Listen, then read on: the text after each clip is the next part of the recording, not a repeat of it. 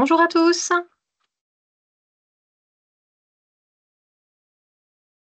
Bonjour à tous. Donc, nous nous retrouvons aujourd'hui pour un nouveau webinaire sur le thème de la clé verte.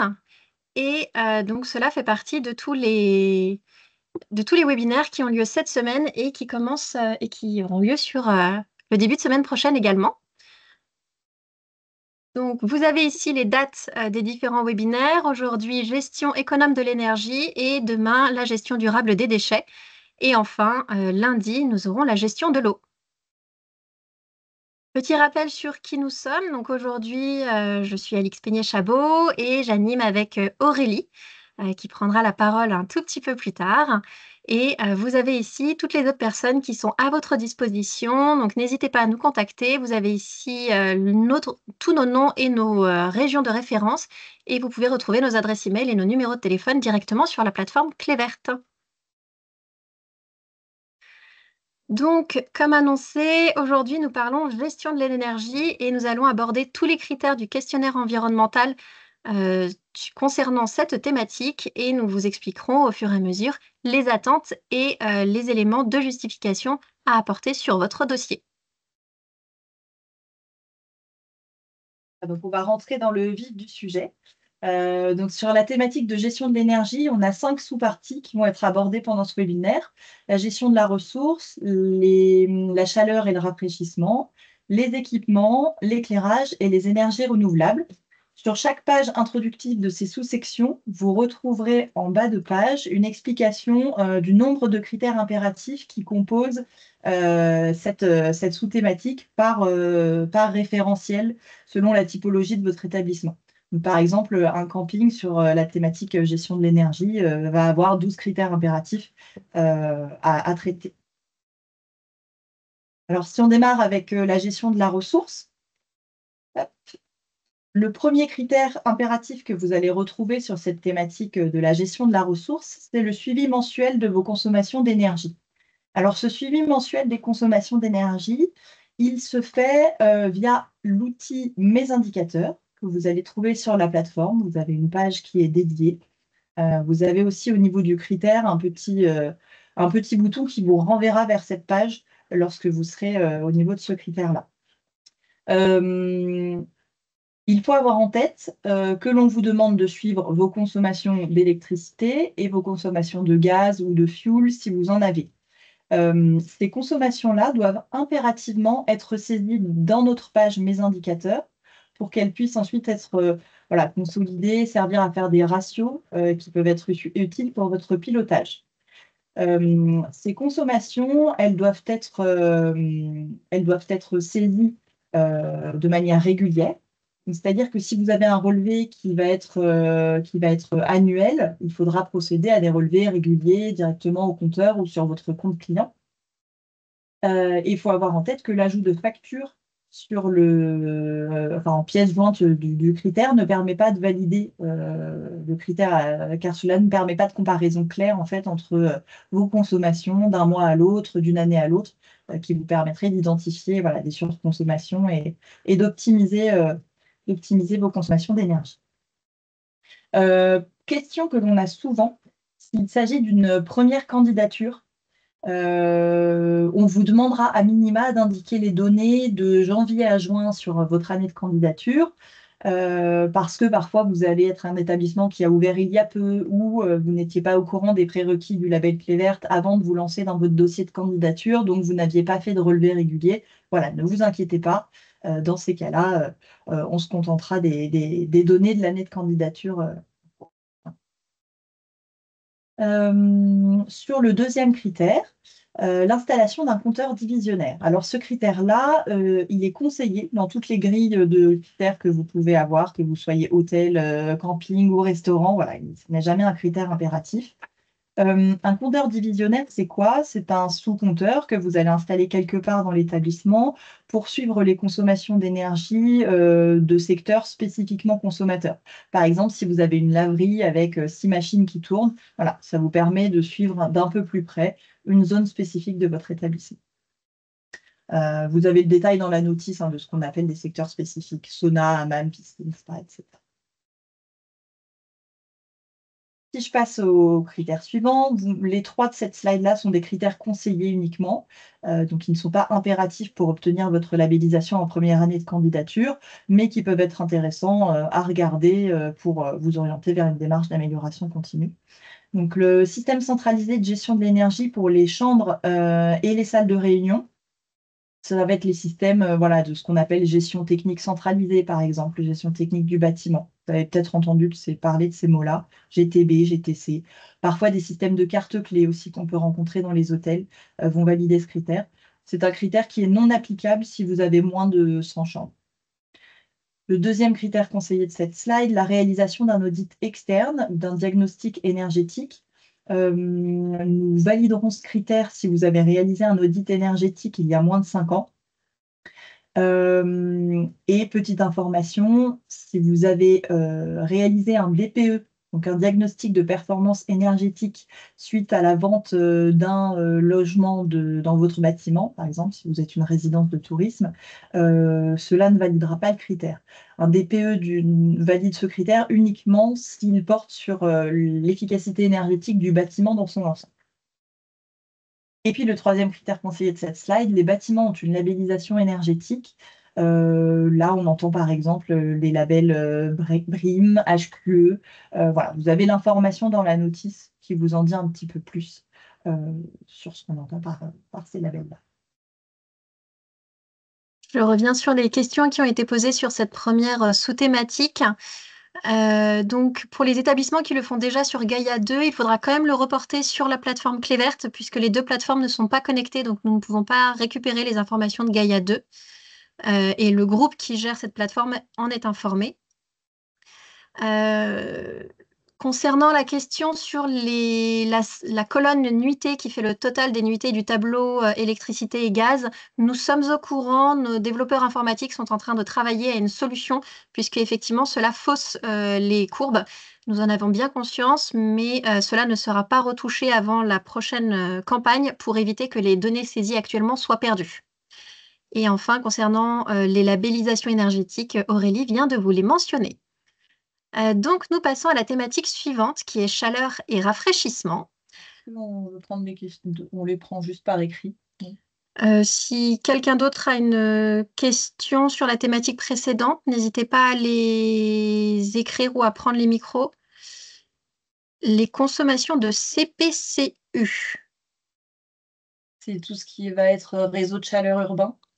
Ce sera pour moi dans le suivi mensuel des consommations. Alors aujourd'hui, je ne suis pas sûre qu'il y ait d'autres.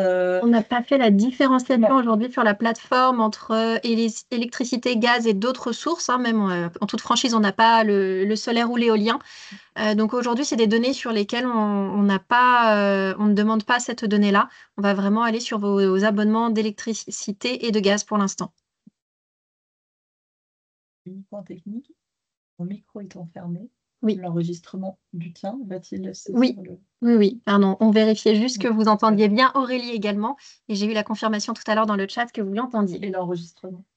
Oui. Il est via ton PC. Oui. Très bien. Donc, nous passons à la thématique chaleur et rafraîchissement. Alors, donc, les premiers critères qui sont des critères importants. Je te laisse passer à la slide suivante. Merci. Donc, tout d'abord, vous avez mis en place une procédure de contrôle du chauffage et de la climatisation et de la ventilation. L'objectif ici est d'éviter que chauffage, climatisation et ventilation tournent 24 heures sur 24, 7 jours sur 7, qu'il y ait un client ou qu'il n'y en ait pas. Donc, on vous demandera les systèmes de contrôle qui ont été mis en place. Donc, ça peut être les systèmes que Aurélie mentionnait, les GTB ou GTC. Si c'est le cas, nous vous demanderons la photo de votre système de contrôle ainsi que la procédure qui a été écrite indiquant quand et par qui les éléments sont activés ou éteints et dans quelles conditions. Si vous n'avez pas ces systèmes, ce qui est encore tout à fait habituel pour nous, une action humaine est effectivement acceptée. À ce moment-là, on vous demandera de nous joindre votre procédure écrite et signée, de nous indiquer à qui elle a été remise dans votre équipe, qui a la main sur ces éléments-là, et de nous indiquer donc quand et par qui le matériel est activé ou éteint dans les différents locatifs. On vous demandera également, si vous avez une action manuelle, humaine, de faire un affichage demandant à vos clients d'éteindre le chauffage et la climatisation lorsqu'ils ne sont pas dans les locatifs ou les chambres. Donc ça, vous pouvez utiliser les éco-gestes qui ont été évoqués dans le webinaire sur la sensibilisation. Vous pouvez le rajouter dans ces éco-gestes-là.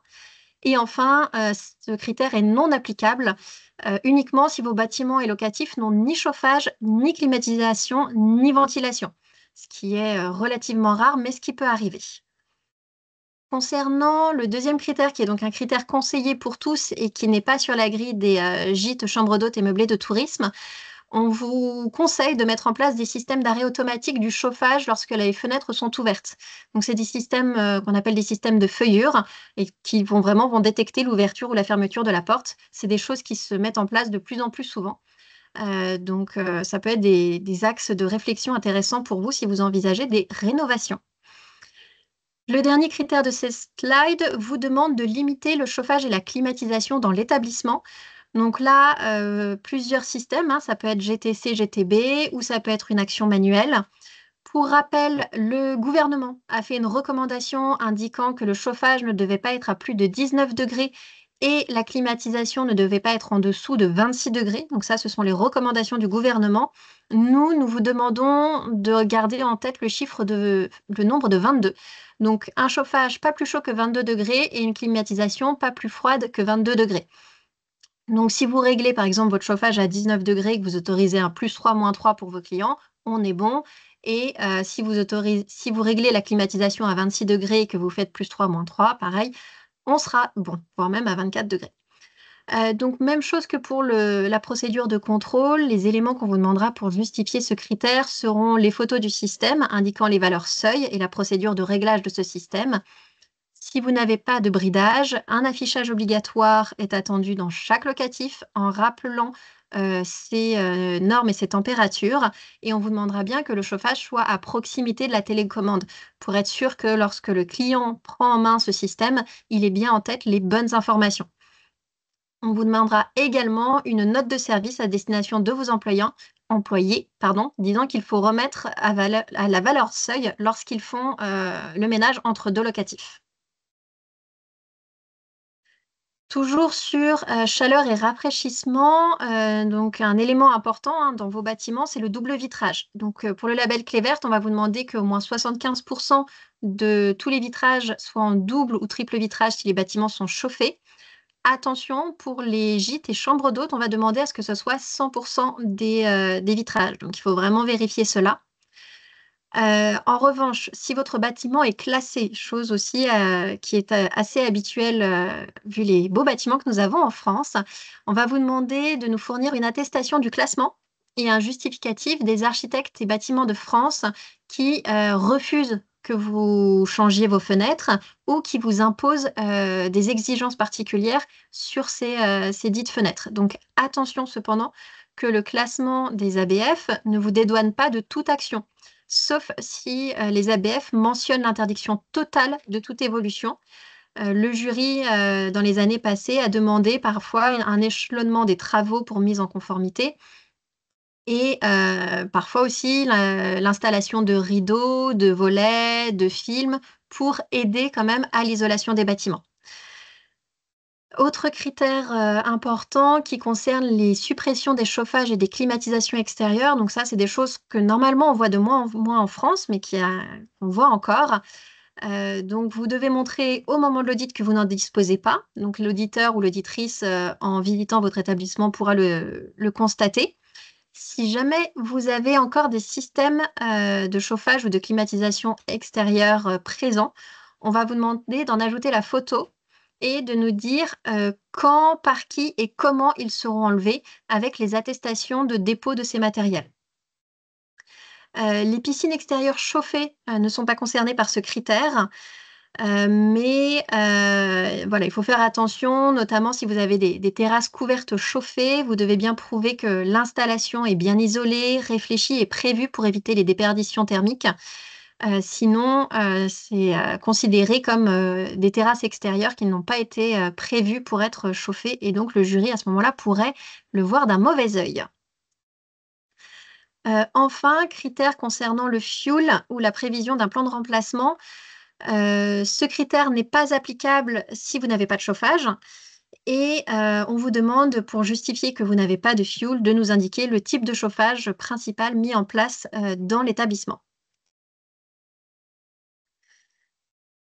Critère suivant qui est conseillé pour toutes les typologies d'établissements, on vous demande si vous avez d'autres types d'équipements qui permettent de limiter les pertes d'énergie. Donc ça va être tout d'abord un gros travail sur l'isolation, sur les murs, les combles, etc.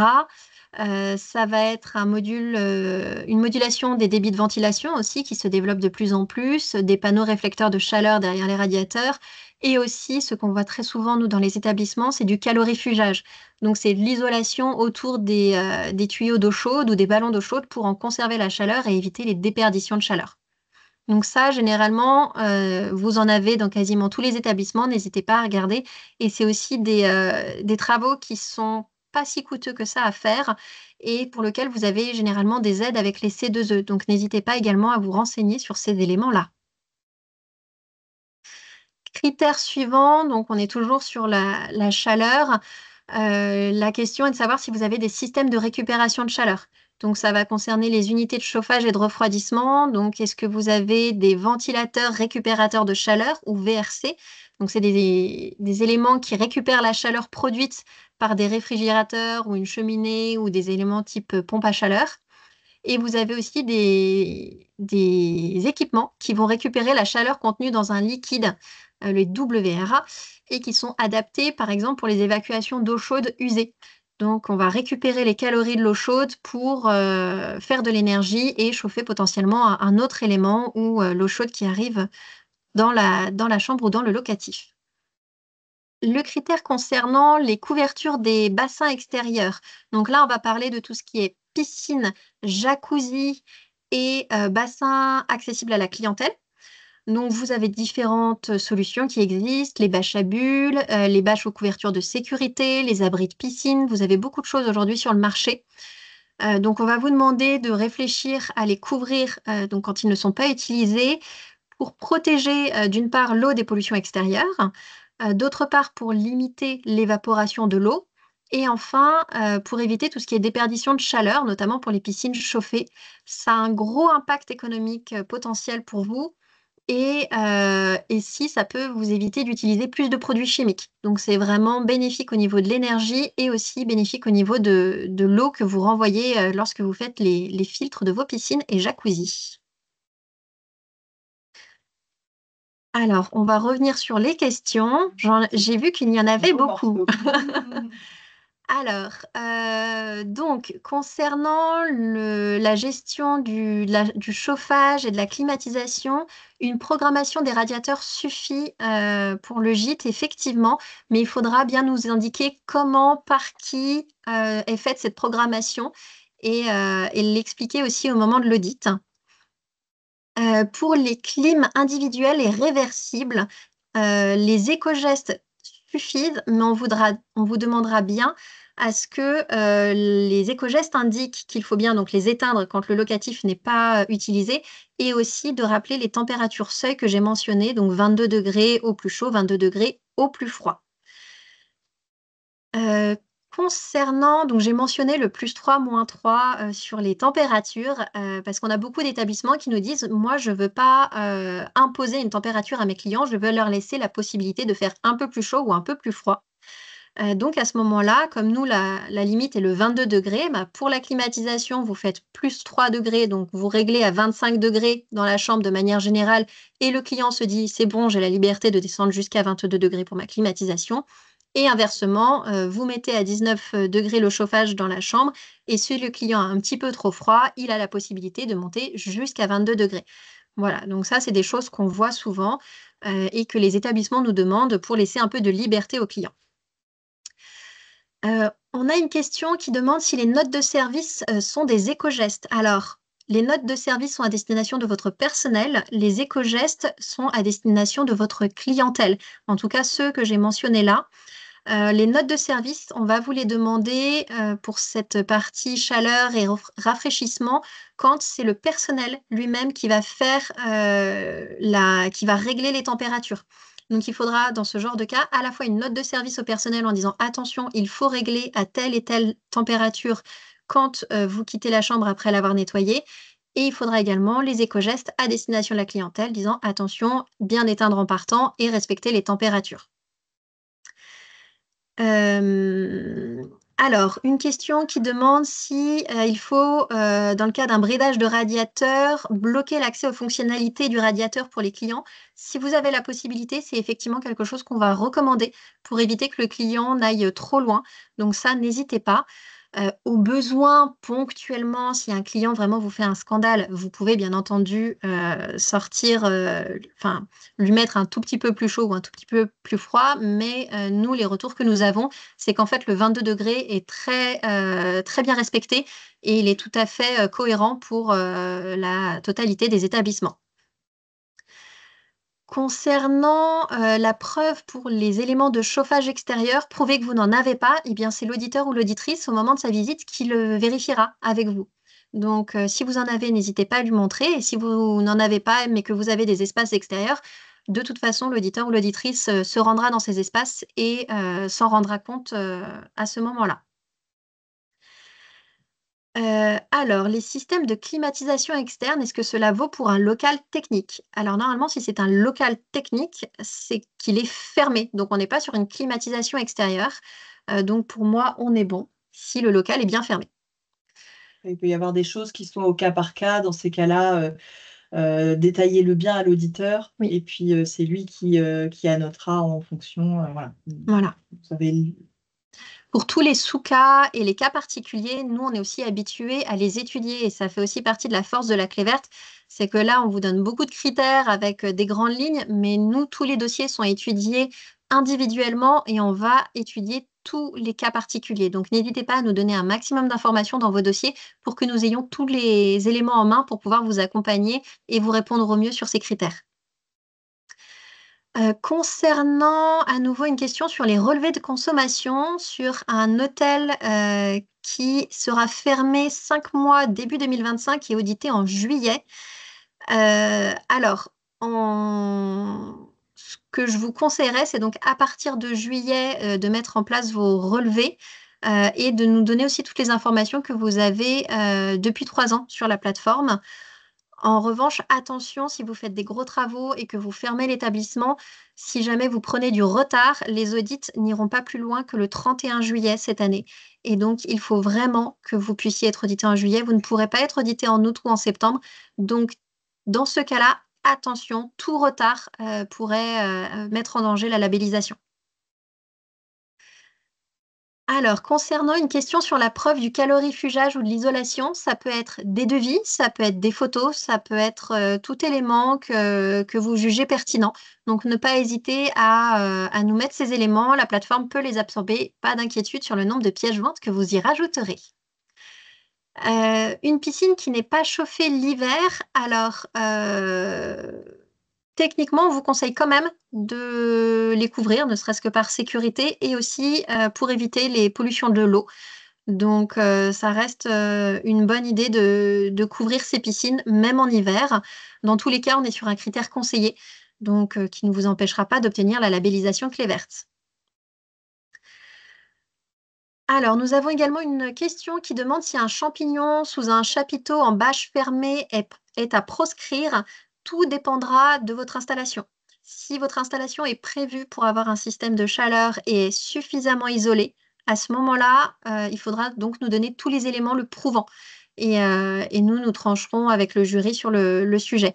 Mais un chapiteau en plastique tout fin avec beaucoup de passages et pas d'isolation, là, effectivement, le champignon ne sera plus accepté.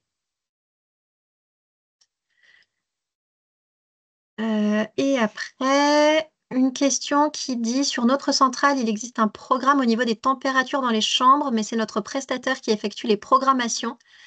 Alors, à ce moment-là, vous pouvez donc demander à votre prestataire de faire la programmation. Il faut nous ajouter le mail qui indique les restrictions qui sont mises en place par le prestataire et une attestation du prestataire, disant que l'intervention a été faite et vous serez bon. Après, dans tous les cas, nous, ce qu'on vous recommande, même s'il y a un bridage, c'est de toujours mettre une sensibilisation à destination de la clientèle pour qu'ils comprennent les actions que vous avez mises en place.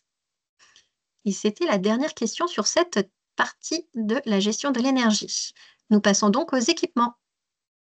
Hop, mettons-nous dessus. Voilà, cette partie-là traite du choix de vos équipements pour qu'ils soient économes en énergie.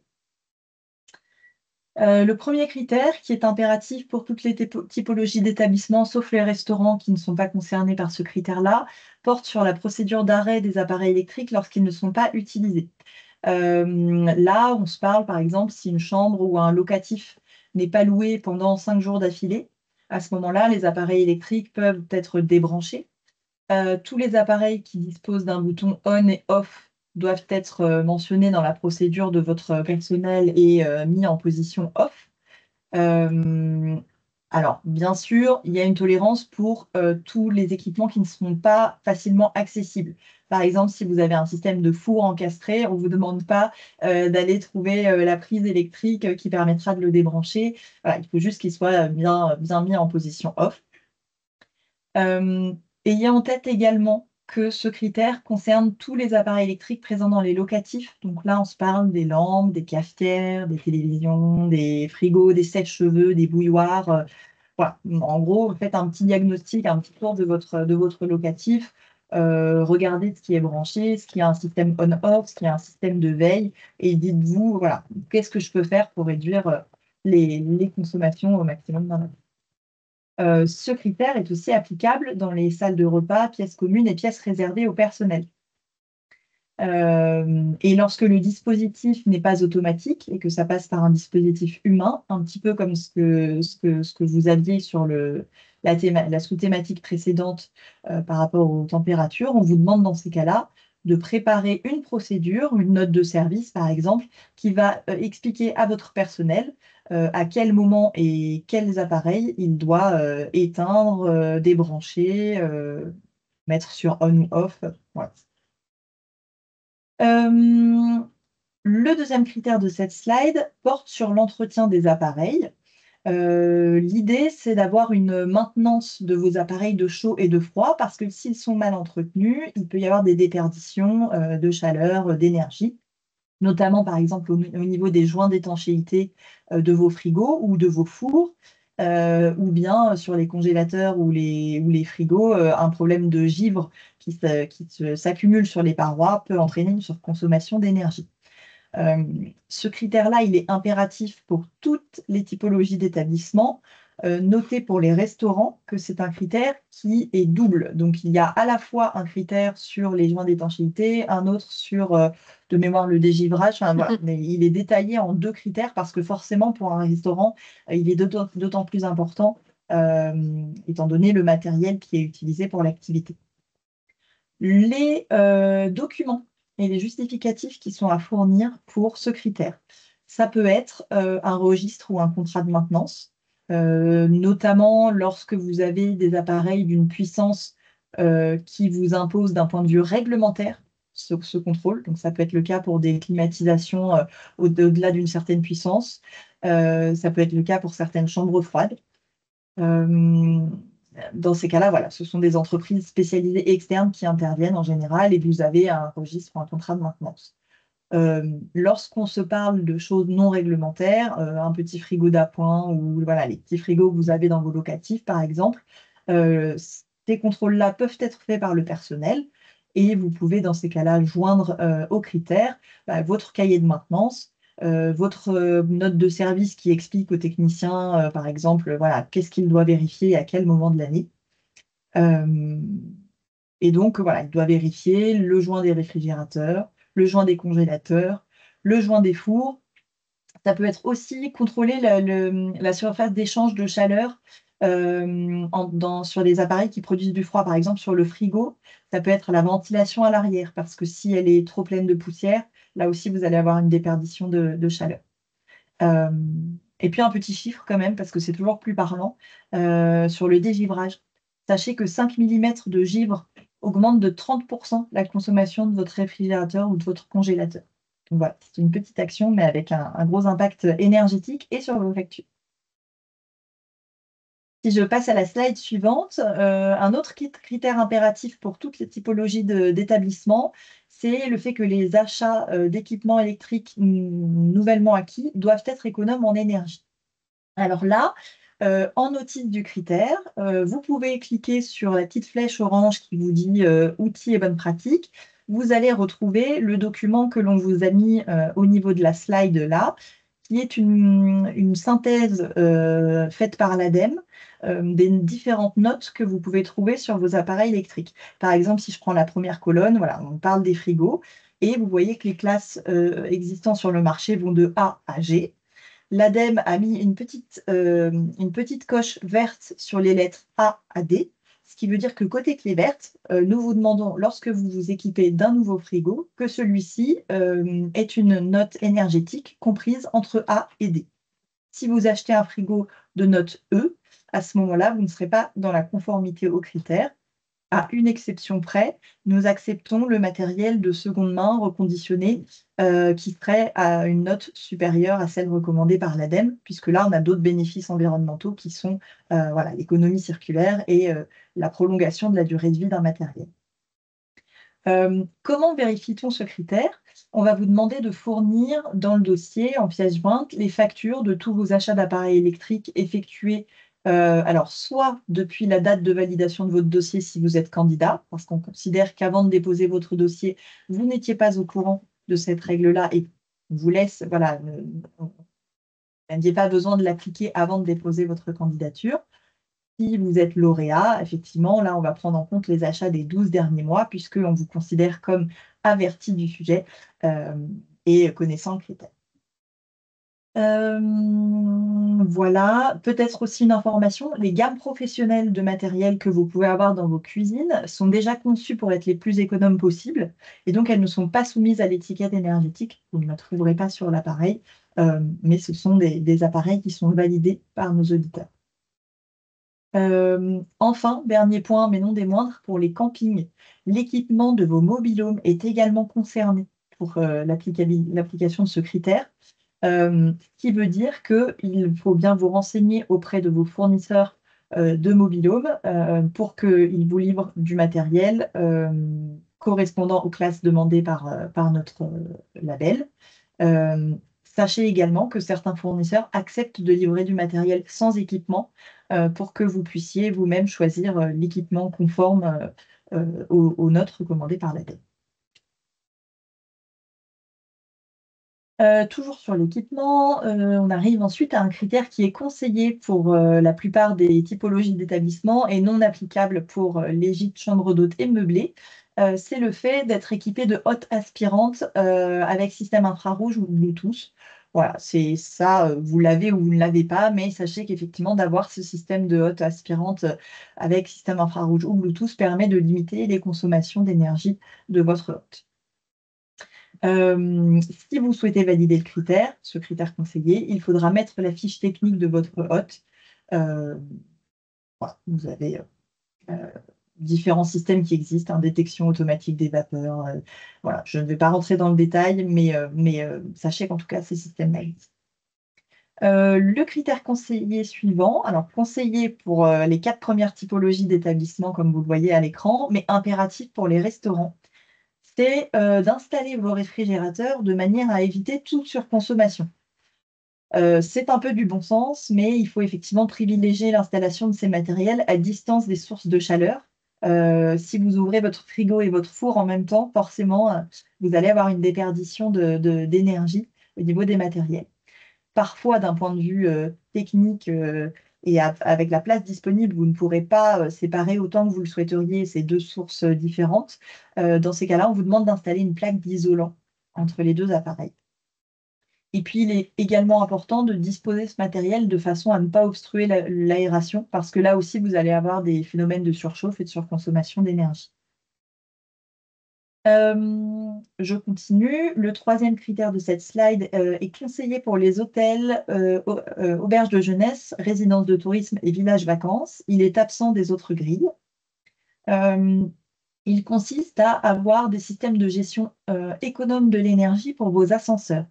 Notamment lorsque vous avez 2 ou 3 ascenseurs côte à côte. L'idée, c'est qu'en appuyant sur le bouton, vous n'ayez pas les 3 appareils qui descendent pour un seul client. Voilà. Ce critère est non applicable si vous n'avez qu'un ascenseur, puisqu'il n'y a pas dans ces cas-là d'optimisation, ou bien sûr si vous n'avez pas d'ascenseur. Si les ascenseurs sont dans 2 bâtiments différents, pareil, ce sera non applicable. Et on peut valider ce critère si vous avez un système de mise en veille dans votre ascenseur, à savoir que dès que les portes sont fermées et qu'il n'y a pas de client qui monte, à ce moment-là, la lumière qui est dans la cabine s'éteint. Ça peut être quelque chose qu'on valorise au niveau de ce critère. Dans ces cas-là, n'hésitez pas à nous mettre les éléments justificatifs en pièce jointe du critère. Et enfin, le dernier critère de cette slide, il n'existe que dans la grille hôtel auberge de jeunesse, où il est au statut conseillé. C'est le fait d'avoir au moins 75% de vos chambres qui ne sont pas équipées de minibar. Alors, ce critère est non applicable si vous n'avez initialement pas de minibar dans vos chambres. Pour valider ce critère, il faudra indiquer si vous avez des minibars, pour valider ce critère, il faudra en commentaire indiquer le nombre de chambres qui ont un minibar, le nombre de chambres qui n'en ont pas. Et vous pouvez aussi indiquer le nombre de minibars que vous avez retirés dans l'établissement, par exemple depuis votre entrée en démarche. Voilà, toute information pour nous est bonne à prendre. Attention, si vous avez des minibars dans toutes vos chambres et que vous les débranchez, ça ne permet pas de valider ce critère parce qu'on considère que donc ils sont présents, ils peuvent être utilisés. On ne peut pas contrôler leur branchement, leur débranchement. Donc cela ne validera pas ce critère conseillé s'ils sont en place et juste débranchés. Voilà pour ce morceau sur l'équipement. Et nous avons Il y a beaucoup des de questions. Allons-y. Alors, tout d'abord, concernant le critère sur l'extinction des équipements les équipements d'énergie. Voilà. Une question concernant les mini-bars, c'est ce que disait Aurélie. Si vous avez des mini-bars, ils peuvent parfois être difficiles d'accès ou difficiles à éteindre. Et donc, à ce moment-là, on a une tolérance. On se doute bien qu'entre deux clients, vous n'allez pas retirer le mini-bar, le débrancher pour refaire la manipulation inverse quelques jours plus tard. Donc, effectivement, sur ce point-là, vous avez une certaine tolérance. Après, peut-être qu'il y en a certains où vous avez une molette à l'intérieur qui vous permet de baisser la température. Dans ces cas-là, c'est ce qu'on va vous recommander et il faudra le notifier dans la procédure interne de service pour que la personne qui se charge de l'entretien puisse, entre deux clients, avoir cette consigne et limiter la perte d'énergie. Voilà. Et donc, pour répondre à une autre question, toujours sur ce critère, les éco-gestes à destination de votre personnel sont une bonne chose pour valider ce critère. Voilà, note de service, formation, etc. Tout ce qui est à destination de votre personnel. Si vous ne pouvez pas le faire, par exemple, au tableau électrique, hein, dans certains mobil-homes, on a ça aussi. Il suffit d'appuyer sur un bouton, on fait sauter tous les plans du mobil-home. À ce moment-là, voilà, dans d'autres situations, une note de service fonctionnera très bien. Concernant l'entretien des appareils, les contrats de prestataires sont effectivement un bon mode de justification pour les éléments qui sont concernés. Vous avez peut-être d'autres éléments que vous contrôlez et entretenez vous-même, et à ce moment-là, on vous demandera votre tableau de suivi en interne. Sur les contrats de maintenance, dans les documents que vous nous mettez en pièce jointe, n'hésitez pas à regarder si apparaît dans le contrat le nom des matériels qui vont être vérifiés, la date de validité aussi du contrat. Parce que si c'est une prolongation automatique, vous avez peut-être un contrat qui date d'il y a 5 ans, qui disait que le contrat était valable 1 an. Nous, on ne sait pas forcément que c'est un renouvellement automatique. Dans ces cas-là, il faudra nous préciser les choses ou peut-être simplement obtenir un email de confirmation de votre prestataire qui dit que le contrat court toujours. Voilà. On revient sur les procédures d'arrêt des appareils électriques concernant les téléviseurs. Les téléviseurs, on vous demande pour le coup de les débrancher, puisqu'un téléviseur en veille consomme encore beaucoup d'énergie. Vous seriez surpris par les chiffres. Donc, entre deux clients, l'idéal est encore de le débrancher pour économiser de l'énergie. Je continue. Donc, vous avez été nombreux à poser la question sur le matériel professionnel, donc qui n'a pas d'étiquette énergétique. Aurélie l'a bien mentionné. S'il est professionnel, il est normalement déjà réfléchi pour être économe en énergie, donc pas d'inquiétude. Pour l'agencement des équipements, et dans le cas de figure d'un hôtel avec restaurant, vous candidaterez, j'imagine, principalement sur votre hôtel.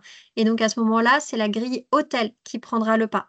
Si vous voulez vraiment labelliser votre restaurant en tant que restaurant clé verte, il faudra faire une autre démarche.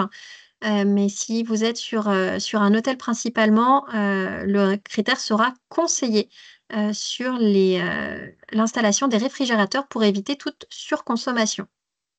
Et donc, comme le disait Aurélie, pour prouver ces critères sur l'installation des réfrigérateurs, on va vous demander ce que vous avez mis en place et aussi des photos de votre cuisine pour bien prouver, par exemple, que tout est propre, que le four et le frigidaire ne sont pas collés sans éléments pour les séparer et absorber la chaleur.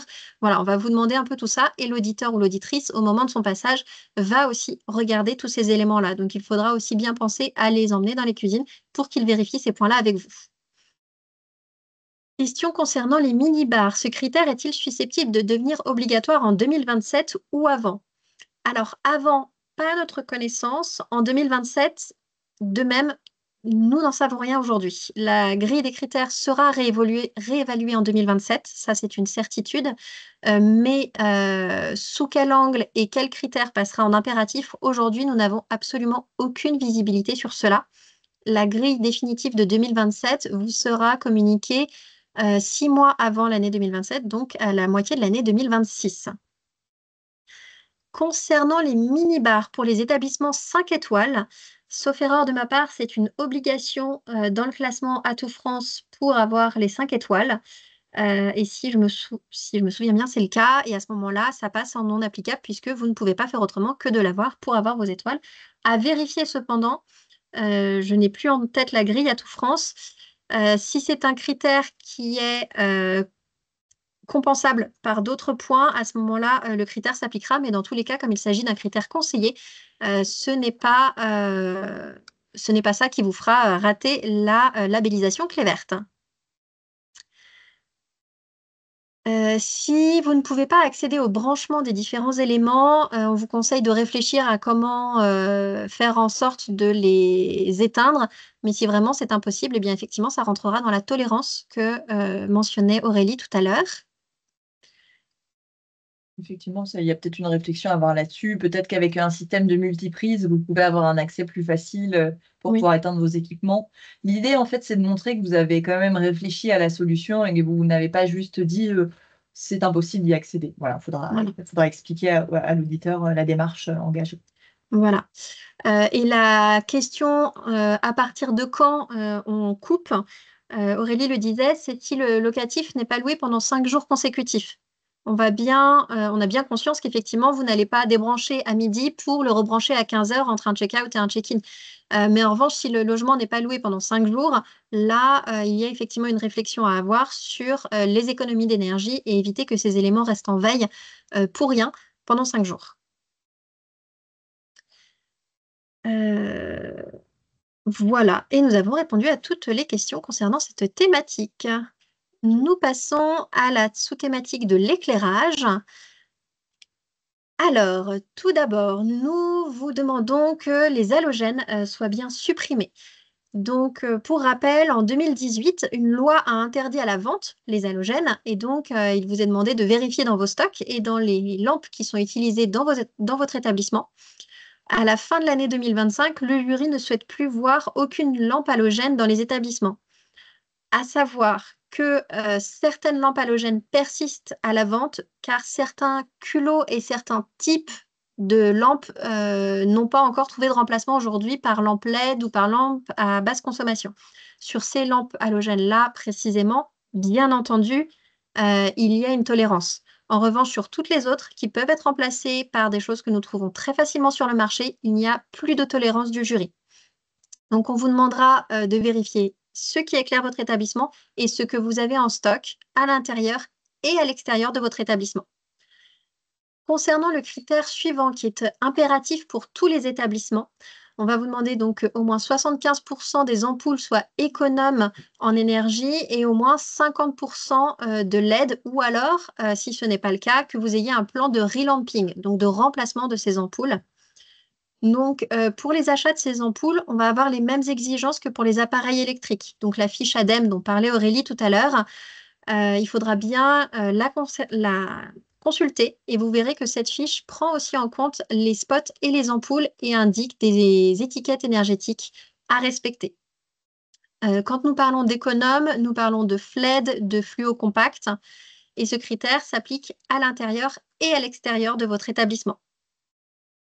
Le critère suivant indique que vous avez mis en place un système de régulation de l'éclairage à l'intérieur de l'établissement. Donc, les espaces à prioriser au moment de la réflexion sur ce critère, et principalement pour les hôtels, auberges de jeunesse, campings, résidences de tourisme et villages vacances pour qui c'est impératif, on va vraiment vous demander de vous focaliser sur les couloirs donnant accès aux chambres et locatifs et les escaliers donnant accès à ces différents étages.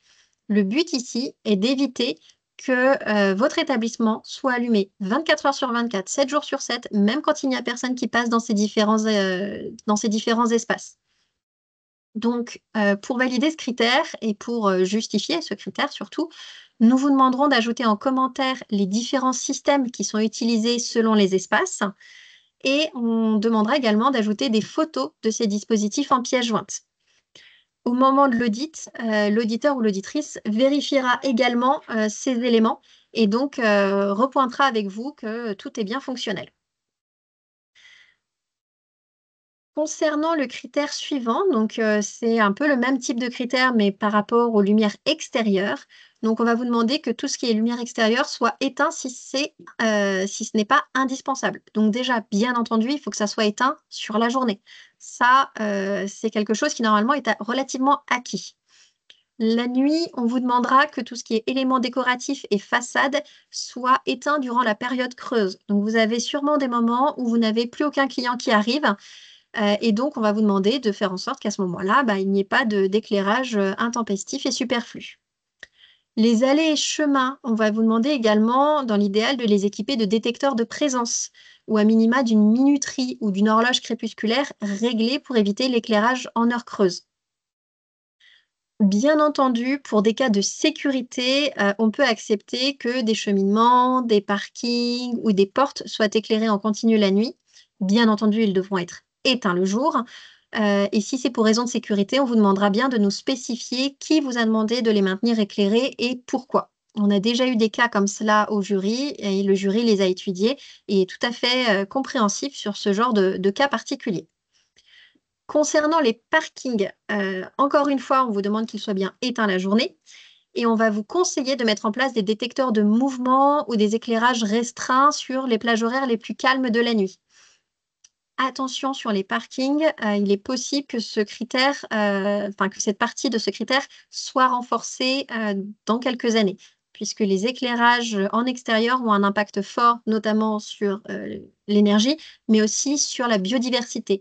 Et donc, c'est quelque chose sur lequel la clé verte est très, très sensible. Et nous avons fait le tour sur les questions sur les équipements, enfin sur les slides des équipements. Donc, on va pouvoir prendre les questions. J'allais juste dire sur le parking, il me semble que tu as dit que c'était qu'on leur demandait de mettre en place des détecteurs de mouvement ou des éclairages restreints sur les plages horaires les plus calmes. À ce stade, on est encore sur un... Sur une demande, pas sur un impératif. Oui, Ça, juste pour bien le repréciser. oui, oui. Alors, une question, je pense, sur les halogènes qui demande est-ce que changer au fur et à mesure est OK? Bien entendu, nous avons bien conscience que si vous avez encore aujourd'hui des lampes qui sont non conformes, vous allez les changer quand elles expireront. Attention cependant qu'il faut qu'elles soient changées à la fin de l'année 2025, puisqu'au moment du jury, il faudra qu'elles aient évolué. De même pour le critère suivant qu'Aurélie nous affiche sur les 75% d'ampoules économes et 50% en LED, nous acceptons un changement au fur et à mesure. Si vous avez donc ce qu'on appelle un plan de relamping, on va vous demander de nous le présenter et on vous demandera que le plan de relamping soit clair avec des dates, des deadlines et les lampes prévues pour remplacer vos lampes actuelles qui ne valident pas le critère. Peut-être la petite distinction finalement entre halogène et le critère d'en dessous, c'est que les halogènes, le jury a été très ferme là-dessus à nous expliquer qu'en fin 2025, ils ne veulent plus d'halogènes dans les établissements. Dans le deuxième cas, Si vous n'avez pas les 75% d'ampoules économes, mais que c'est parce que vous avez des ampoules, par exemple, à incandescence, qui ne sont pas des halogènes, là, en plan de relamping, le jury ne nous a pas dit qu'à fin 2025, il ne voulait plus d'incandescence. Oui. Donc voilà, il y aura peut-être une tolérance un petit peu différente du jury sur ce critère en fonction du plan de relamping, là où sur les halogènes, on est certain de la décision Oui. qu'ils émettront. Alors, on a une demande sur l'éclairage intérieur avec un mode nuit et des bandeaux lumineux. Pareil, là, on est dans un cas particulier. Il faudra nous indiquer qu'est-ce qui est le mode jour, qu'est-ce qui est le mode nuit, les consommations des différents éléments, les horaires d'éclairage et d'extinction des différentes lumières. Donc ça, pour le coup, je ne peux pas trancher comme ça. Ça sera étudié au moment de l'étude de votre dossier. Une autre question. Vous pouvez aussi appeler la hotline de la clé verte. Oui. On peut essayer aussi d'y répondre avant que l'auditeur passe chez vous. Voilà, essayer dans ces cas-là de joindre le numéro du standard de la clé verte et l'un de nous prendra connaissance plus précisément du cas que vous mentionnez. Voilà. Une question concernant les lumières extérieures. Une horloge astronomique, est-ce OK? Alors, techniquement, oui, mais attention que celle-ci n'entraîne pas un éclairage au moment des heures creuses, puisqu'on a vu le cas parfois de lampes qui s'éclairaient de lumière extérieure qui s'éclairait de 23 heures à 6 heures du matin. Donc, techniquement, les heures creuses en plein milieu de la nuit, c'était allumé. Donc, il faudra faire attention à ça et au réglage de votre horloge astronomique. Concernant les heures creuses, alors oui, effectivement, c'est vous qui les définissez, puisque d'un établissement à un autre, ce ne sera pas tout à fait la même chose, selon là où vous êtes et selon les zones d'activité où vous êtes. Donc sur cela, nous ne sommes pas stricts sur ce sujet-là. Pour enseigne et façade, tant que l'hôtel n'est pas complet, on laisse allumer, est-ce acceptable? Alors techniquement, il faut faire attention puisque vous avez une loi qui est passée sur les enseignes et les éclairages de façade la nuit. Donc normalement, tout dépend de la zone où vous êtes, mais dans la majorité des cas, vous avez une régulation assez stricte sur les éclairages des façades et des enseignes la nuit. Donc attention à ce sujet-là. Avec une extinction 1 heure après la fin des dernières activités. Donc, si la réception, même si le client peut arriver toute la nuit, mais que la réception, il n'y a personne, enfin, selon le système que vous utilisez, vous pouvez être concerné quand même effectivement par cette loi. Oui. Alors, les lampadaires munis de systèmes crépusculaires sont-ils autorisés? Alors, même réponse que tout à l'heure, attention à leur amplitude horaire de mise en route. Pour les parkings en copropriété, le critère est-il non applicable? Alors, comme on le disait tout à l'heure, pour l'instant, les parkings, on vous conseille, on vous incite à réfléchir à une régulation, mais ça peut être pertinent de voir avec votre copropriété ce que vous pouvez faire pour réduire les éclairages sur cet espace. Potentiellement, si vous leur apportez des économies d'énergie, ça peut les intéresser. Un établissement qui a été construit en 1986 qui ne peut pas installer de système de régulation d'éclairage sans tout casser. Alors, à savoir qu'aujourd'hui, vous avez des ampoules avec détecteur intégré qui existent. Donc, vous n'avez pas besoin de changer quoi que ce soit, vous changez juste l'ampoule. Et dans l'ampoule en elle-même, le détecteur permet de vérifier si une personne est à proximité. Donc, ça peut être une solution. Vous pouvez aussi vous dire, est-ce que c'est pas le moment de réfléchir à faire des travaux pour faire des économies d'énergie, en profiter pour faire d'autres choses. Mais déjà, je vous conseillerais effectivement de vous pencher sur ces ampoules à détecteur intégré. Ça peut être une bonne idée. Des interrupteurs avec minuterie aussi Oui. qui peuvent éviter de changer tout le système. Ça peut être une possibilité.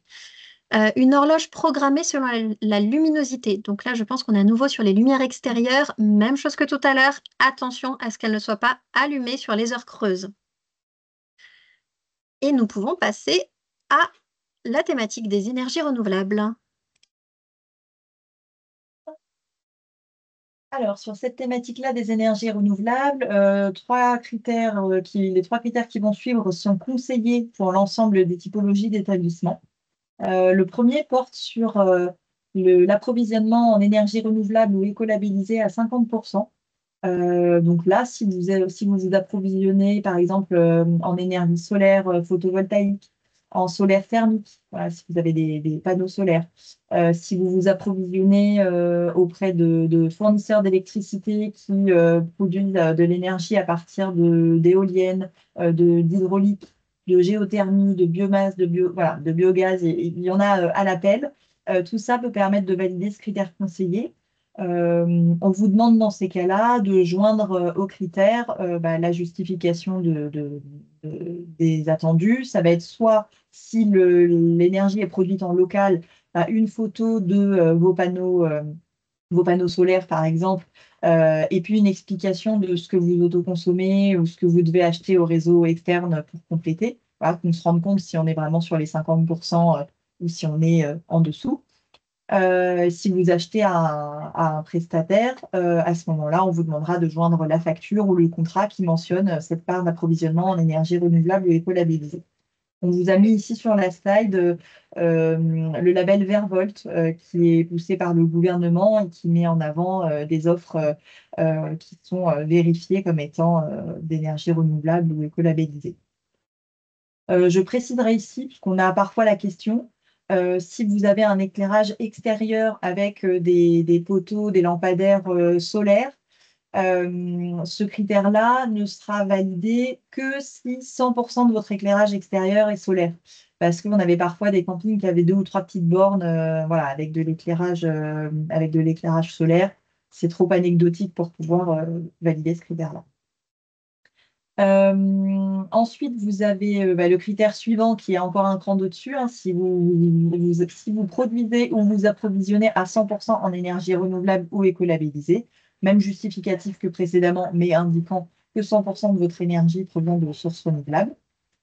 Et puis enfin, le dernier critère, production d'énergie renouvelable par l'établissement. Là, on retrouve, voilà, si vous avez quand même une part de votre énergie qui vient d'énergie à nouveau panneaux solaires thermiques, n'hésitez pas à le mentionner ici pour valider ce critère-là.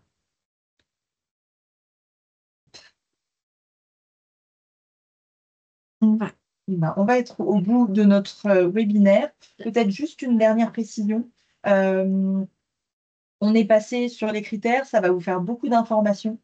Donc, encore une fois, là, vous n'avez peut-être pas toutes vos réponses. N'hésitez pas à nous appeler au standard si vous avez des cas particuliers auxquels vous ne trouvez pas vos réponses. N'hésitez pas non plus au préalable à regarder les notices de critères qui apparaissent sous chaque critère sur la plateforme. Vous avez vraiment voilà, trois petits points et on dit en voir plus. Voilà, n'hésitez pas à dérouler l'ensemble de la notice qui vraiment, les notices ont été construites pour vous apporter le maximum d'informations sur les attendus, les justificatifs, etc. Et ensuite, vous avez une petite flèche avec outils et bonnes pratiques qui va vous orienter vers des templates, des guides, des exemples de solutions.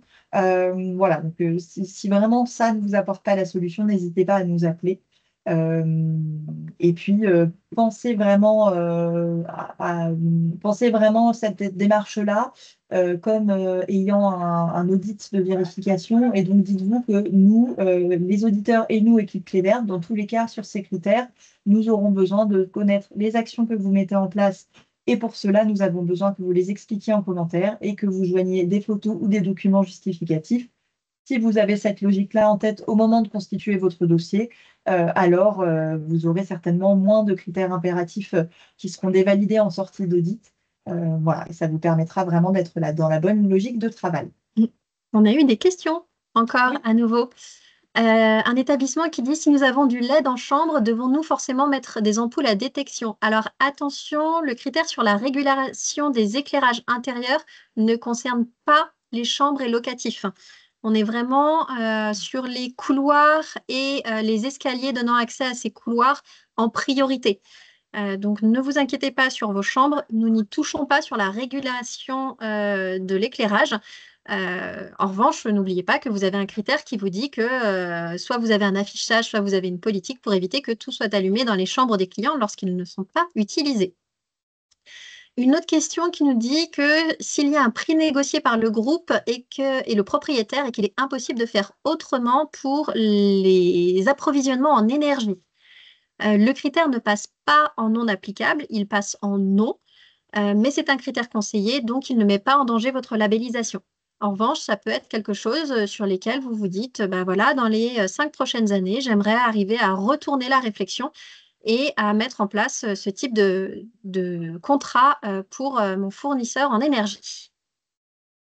Encore une question qui dit concernant l'achat d'énergie renouvelable par un fournisseur, j'avoue être sceptique, car quelle garantie avons-nous réellement sur la traçabilité de cette énergie verte?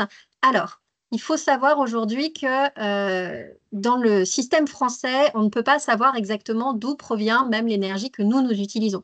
En revanche, tout producteur d'énergie en France l'envoie dans la matrice et dans le système français.